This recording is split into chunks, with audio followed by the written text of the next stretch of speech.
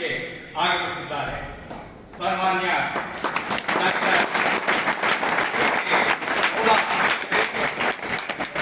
ಸನ್ಮಾನ್ಯರು ನ್ಯಾಯವಾದಿಗಳಾಗಿ ಭಾರತ ಸರ್ವೋಚ್ಚ ನ್ಯಾಯಾಲಯದಲ್ಲಿ ಸೇವೆಯನ್ನ ಸಲ್ಲಿಸ್ತಾ ಇದ್ದಾರೆ ಹಾಗೂ ಅಧ್ಯಕ್ಷರಾಗಿ ಹಿಂದೂಸ್ತಾನ್ ಬ್ರಿಗೇಡ್ ಅದರ ಅಧ್ಯಕ್ಷರಾಗಿ ಕಾರ್ಯವನ್ನು ನಿರ್ವಹಿಸ್ತಾ ಇದ್ದಾರೆ.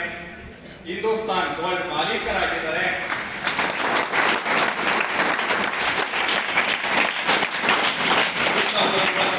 ಪರಮ ಪೂಜ್ಯರ ದರ್ಶನ ಆಶೀರ್ವಾದವನ್ನು ಪಡೆಯುವುದಕ್ಕಾಗಿ ಶ್ರೀಮಠಕ್ಕೆ ಆಗಮಿಸಿದ್ದಾರೆ. ಅವರಿಗೆ ಅವರ ಮಿತ್ರ ವರ್ಗದವರೆಲ್ಲರಿಗೂ ಕೂಡ ಶ್ರೀಮಠದ ಪರವಾಗಿ ತಮ್ಮೆಲ್ಲರ ಪರವಾಗಿ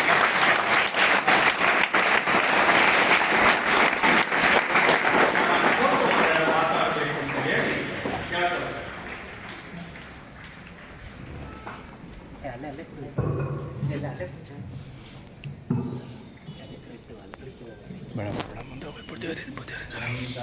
ಜಗದ್ಗುರು ಒಂದೇ ಭಾರತ ವೇದಿಕೆ ಮೇಲೆ ನನ್ನ ನೆಚ್ಚಿನ ಗುರುಗಳು ಹಾಗೂ ಬ್ರಿಟಿಷ್ ಅವರು ಈಸ್ಟ್ ಇಂಡಿಯಾ ಕಂಪನಿ ಬಂದ ಮೇಲೆ ಹೋಗುವಾಗ ದಯವಿಟ್ಟು ತಗೊಂಡು ಅಂತ ಹೇಳ್ತಾರೆ. ಶ್ರೀ ಕ್ಷೇತ್ರ ಇಲ್ಲಿ ನಡೆದಾಡುವ ದೇವರು ನಡೆದಿರುವ ಈ ಒಂದು ಮಣ್ಣಿನ ಮಹಿಮೆಯಲ್ಲಿ ಪ್ರತಿಯೊಬ್ಬ ಹುಡುಗರು ಸಹ ನೀವು ಒಂದೊಂದು ಡೈಮಂಡ್ ಅಂತ ಹೇಳೋದಕ್ಕೆ ನಾನು ಇಷ್ಟಪಡ್ತೀನಿ.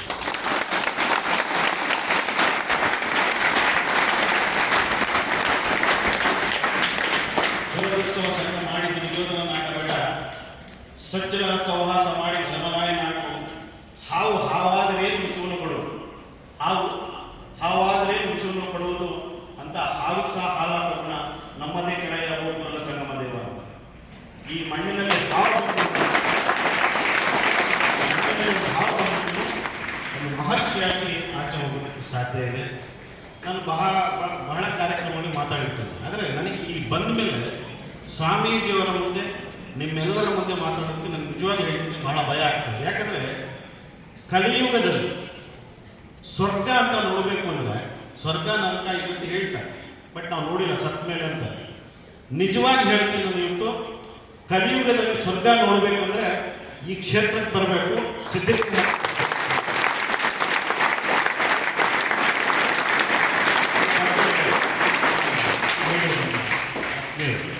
ನಾನು ಅಷ್ಟು ದೊಡ್ಡವನಲ್ಲ. ನನಗೆ ಆದರ್ಶ ಯಾವುದು ಅಂತ ಕೇಳಿದ್ರೆ ನಾನು ಫಸ್ಟ್ ಹೇಳೋದು ಸಿದ್ಧಗಂಗಾ ಮಠ ಅಂತ ನಾನು ಹೇಳೋದಕ್ಕೆ ಇಷ್ಟಪಡ್ತೀನಿ. ಯಾಕಂದರೆ ನಾನು ದುಬೈಗೆ ಹೋಗಿದ್ದೆ, ಯಮನ್ಗೂ ಹೋಗಿದ್ದೆ. ಈ ಕ್ಷೇತ್ರದ ಬಗ್ಗೆ, ಈ ಸಿದ್ಧಗಂಗಾ ಮಠದ ಬಗ್ಗೆ ಸರಿಸುಮಾರು ದುಬೈಯಲ್ಲಿ ಅದೇ ಮಾತನ್ನು ನಮ್ಮ ಬುದ್ಧಿಗಳ ಹತ್ರ ಹೇಳ್ತಾ ಇದ್ದೆ. 1.5 ಗಂಟೆಯಿಂದ 2 ಗಂಟೆ ಮಾತಾಡಿರೋ ರೀಸನ್ ಏನು ಅಂದರೆ, ಇಲ್ಲಿ ನಾವೇನು ನೋಡ್ಕೊಂಡು ಹೋಗ್ತೀವಿ ಇದರ ಬಗ್ಗೆ ನಾವು ಅಲ್ಲಿ ಕೂಲಂಕುಷವಾಗಿ ಅಲ್ಲಿ ನಾವು ಹೇಳಿದ್ರೆ ಅವ್ರಿಗೆ ಆಶ್ಚರ್ಯ, ಈ ರೀತಿಯೂ ಇದೆಯಾ ಅಂತ. ನೀವು ಈ ರೀತಿ ಇದೆ ಅಂತ ಹೇಳ್ಕೊಬಿಟ್ಟು ನೀವು ಬನ್ನಿ ನಾನು ತೋರಿಸ್ತೀನಿ ಅಂತ ಹೇಳ್ಬಿಟ್ಟು ಬಂದೆ. ಸೊ ಅಂತಹ ಕಲಿಯುಗದ ಸ್ವರ್ಗದಲ್ಲಿ ನಾನು ಬಂದಿರೋದಕ್ಕೆ ನಾನು ಚಿರುಣಿ ಅಂತ ಹೇಳ್ತಾ ಅವ್ರ ಆಶೀರ್ವಾದ ನಿಮ್ಮೆಲ್ಲರಿಗೂ ಆ ದೇವರು ಅಷ್ಟು ಐಶ್ವರ್ಯ ಆರೋಗ್ಯ ಬರ ಕೊಟ್ಟು ಒಳ್ಳೇದು ಮಾಡಿರ್ತಾ ನಾನು ಬೆಳಕೊಂತೀನಿ. ಜೈ ಜೈ ಕರ್ನಾಟಕ.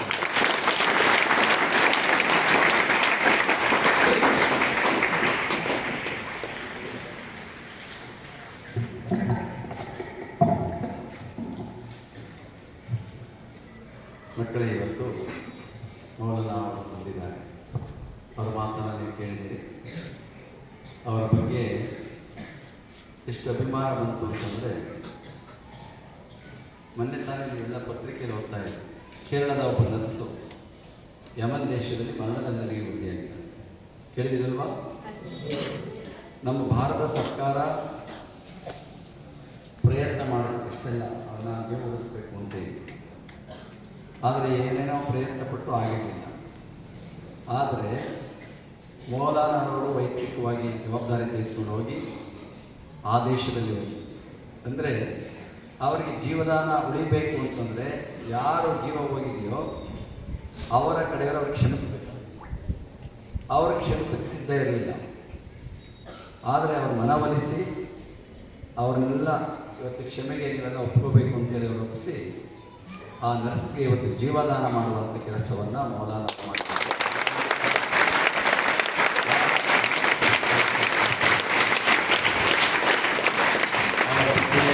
ಹೆಚ್ಚು ಇರುವಂಥ ಅಗತ್ಯ ಇಲ್ಲ.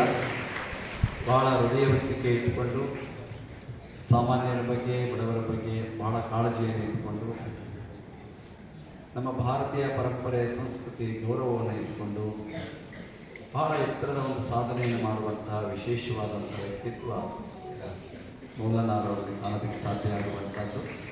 ಅವರು ಹೀಗೆ